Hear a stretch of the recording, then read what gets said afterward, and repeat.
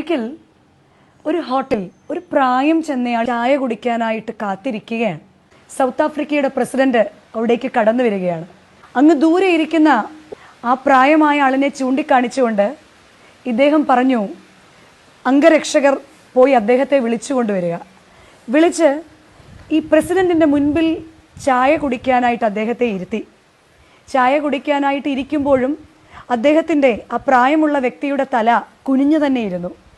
പ്രസിഡന്റിനോടൊപ്പം സംസാരിക്കാനും സന്തോഷിക്കാനും ഒക്കെ അവസരമുണ്ടായിട്ടും തല ഉയർത്തി ആ പ്രസിഡന്റിൻ്റെ മുഖത്തോട്ട് പോലും അദ്ദേഹം നോക്കുന്നില്ല.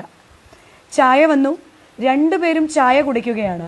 എന്നാൽ ആ പ്രായമുള്ള വ്യക്തിയുടെ കൈ വിറയ്ക്കുന്നുണ്ടായിരുന്നു, തല ഉയരുന്നതേയില്ല. അദ്ദേഹത്തിൻ്റെ കണ്ണ് നിറഞ്ഞ് ടവലെടുത്ത് അദ്ദേഹം കണ്ണ് തുടയ്ക്കുന്നുമുണ്ട്. ചായ കുടിച്ചതിന് ശേഷം പ്രസിഡന്റ് എഴുന്നേറ്റ് സി യു എന്ന് പറഞ്ഞ് അവിടെ നിന്ന് പോകുകയും ചെയ്തു.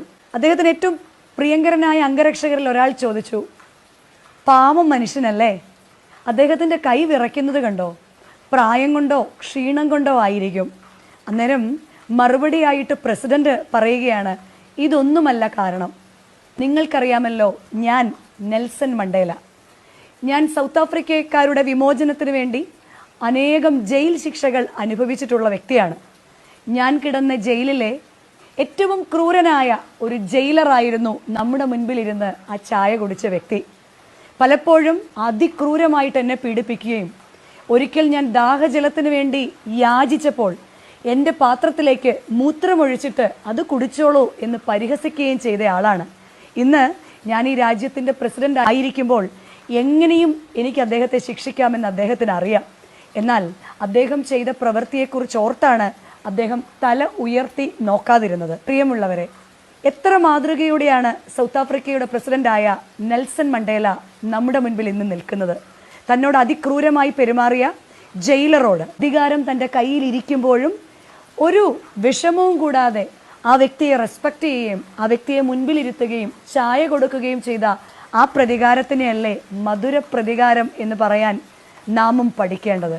പലപ്പോഴും പ്രതികാരം കൊണ്ട് നമ്മുടെ ഉള്ളു പുകയുമ്പോൾ, എങ്ങനെയും നമ്മളെ ഉപദ്രവിച്ചവരെ ഉപദ്രവിക്കണമെന്നൊക്കെ നമ്മൾ ആഗ്രഹിക്കുമ്പോൾ നാം പഠിക്കേണ്ട പാഠം, കാലം എല്ലാവരെയും കാൽച്ചുവട്ടിൽ അല്ലെങ്കിൽ എല്ലാ കാര്യങ്ങളെയും കാൽച്ചുവട്ടിൽ കൊണ്ടുവരും.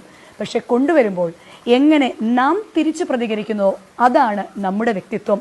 അതുകൊണ്ട് പ്രതികാരങ്ങളും പകയും നമ്മുടെ മനസ്സിൽ അനേകമുണ്ടെങ്കിലും അവയെ കഴുകിക്കളയുക.